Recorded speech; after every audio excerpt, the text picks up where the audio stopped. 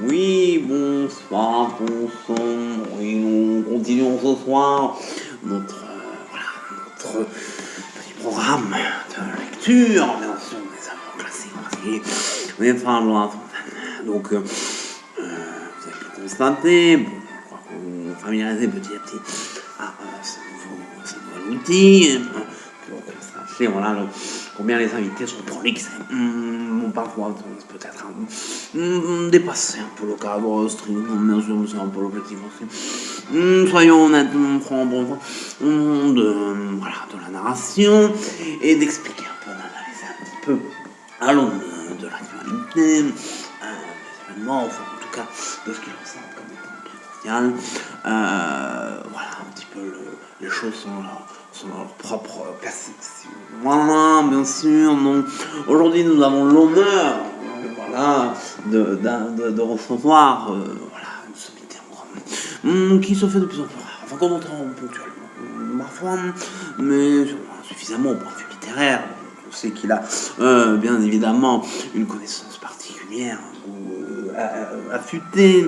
Donc nous recevons bien ce soir. Merci d'être avec nous, monsieur David, monsieur le Premier ministre. Merci d'être avec nous. C'est à vous. Je le dis, je vous remercie, monsieur Darbois. Merci beaucoup, je le dis. Je suis bien sûr moi-même très très touché, de cette initiative, bien sûr, de cette sollicitation. Je le dis, la France, actuellement, traverse un mauvais passage. Oui, ça c'est souvent l'occasion de le relever. Oui, tout à fait. Ne commencez pas à m'interrompre. Oui, pardon, monseigneur. Il n'y a pas de monseigneur. Je vois que vous avez le monseigneur facile.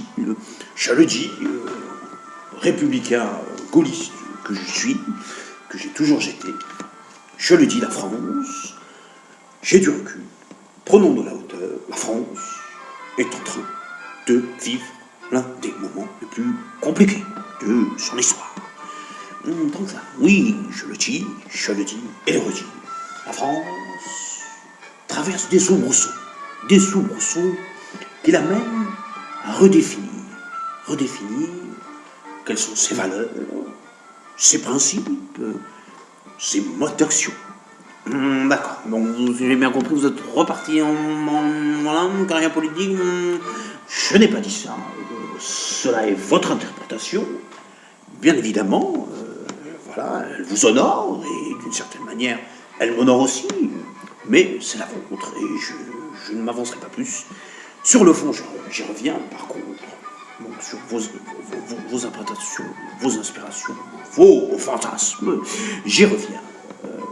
En tout cas, ce qui me concerne, et ce qui nous amène à nous rencontrer ce soir, et à discuter, à échanger, eh bien, le fond des choses, la France s'est trompée de chemin. Ah, ça c'est votre phrase. Écoutez, à l'époque, j'ai pu, naturellement, être en mesure bien sûr, d'être en responsabilité, et assumer un certain nombre de fonctions dans l'exécutif. Je connais bien les rouages, bien sûr, de la maison. Oui, plutôt beaucoup orienté. Enfin, vous êtes assez disparate, bien sûr. La politique étrangère, c'est votre domaine, c'est votre dada. Oui, mon dada, je dirais ma vocation. Un terme un peu plus approprié et plus valorisant, je dirais que le simple dada. Le dada est un petit hobby.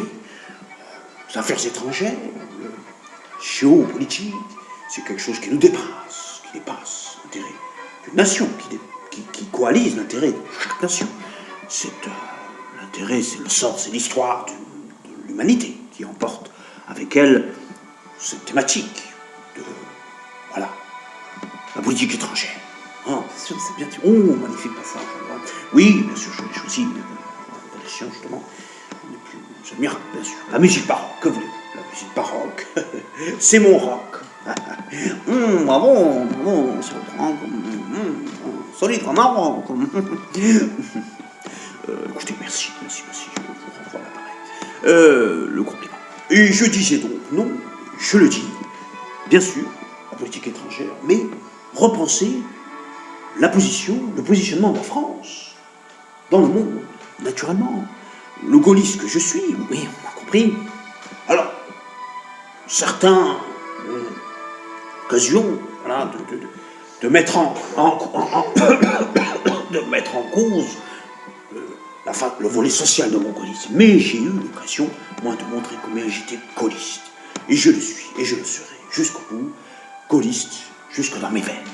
Car le gaullisme, c'est l'indépendance, c'est la volonté, non pas de puissance et de domination, mais la volonté de grandeur. Oui, certaines idées de la France, oui, au-delà du vocabulaire, au-delà, bien sûr, des mots-clés qui sont l'apanage de vos commentaires journalistiques, je le dis, la grandeur de la France, d'une nation, la cohésion. C'est bien sûr le recentrage sur ses valeurs intrinsèques. Bien évidemment, la valorisation de ses atouts, de ses forces, sans nier l'existence de faiblesses, que l'on peut naturellement, contribuer à atténuer. Oui, on retournait à ces faiblesses en France, en composante psychologique. Mais la psychologie individuelle, monsieur Daccord, peut être appliquée à la psychologie collective. Le vouloir vivre ensemble, eh bien, trouve son ciment dans, je dirais, l'activation, la réactivation, ou, je dirais, la temporisation des failles qui constituent cet ensemble. Oui, vous aurez remarqué, on est dans le concept, le niveau sexuel, là, du coup, bien sûr, on est toujours sur la lignée, hein, c'est pas pour rabaisser les intervenants, naturellement. Oui, qui était, disons, plus synthétique. Mais on peut peut-être, monsieur Juppé, bien sûr, nous avons question, beaucoup d'estime, de connaissance, considération pour Alain, bien sûr. Je ne sais pas si c'est réciproque, mais enfin, quand même un peu, j'imagine. Les affaires étrangères, c'est votre point commun. Oui, tout à fait. Oui, notamment, et puis surtout, j'ai été Premier ministre, je sais ce que c'est que les revendications sociales, la confrontation, et nous sommes, les récents jours, justement, bien conscients de l'évolution que peut prendre les conflits sociaux, la rencontre entre le peuple et les dirigeants, naturellement. Oui, d'ailleurs, bon. Alors, si on revenait un petit peu, oui, alors vous parlez du phénomène des gilets, notamment, appelons ça gilet, appelons ça cap, veste. Ce qui est important, en tout cas, c'est d'écouter, d'entendre les revendications du peuple. Oui, dans un contexte mondialisé, où les forces en présence sont de plus en plus inégales, les faibles, il faut le dire, subissent l'assaut des forts, des grandes puissances, des puissances économiques,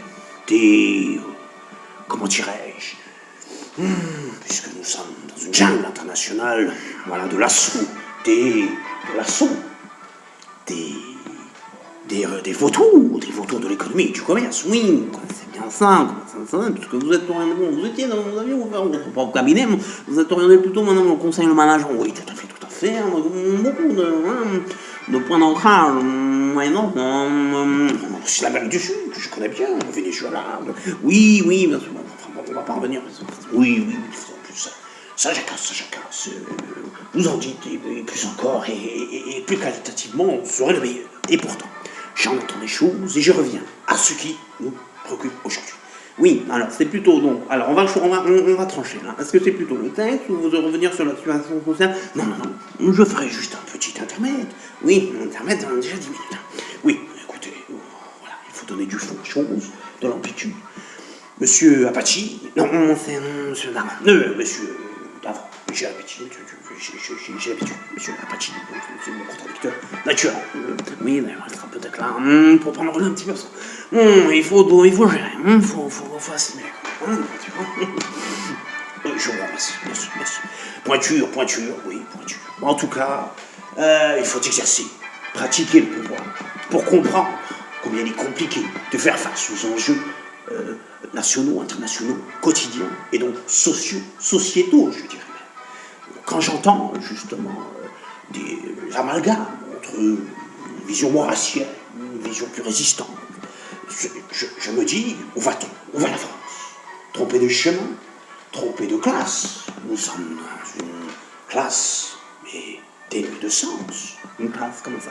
Classe sociale ou une classe? Une classe, je parle de classe, de dignité, de qualité. Quand j'entends classe, oui, j'entends de classe, distinction de classe. Oui, alors là, vous êtes en train de jouer sur du mot classe. Nous étions dans le social. Voguons vers l'éducation. Niveau de classe. Niveau de classe et de pédagogie. Oui, bon, c'est un peu tortueux, votre chemin. On n'est pas sur le bon chemin, mais le vôtre, il est un peu... Écoutez, laissez-moi justement définir le plan. Voilà, le plan, l'orientation, fixer le cap dans cette jungle que j'ai décrivée jusqu'alors. Oui, alors l'éducation passe par la pédagogie passe par la précision.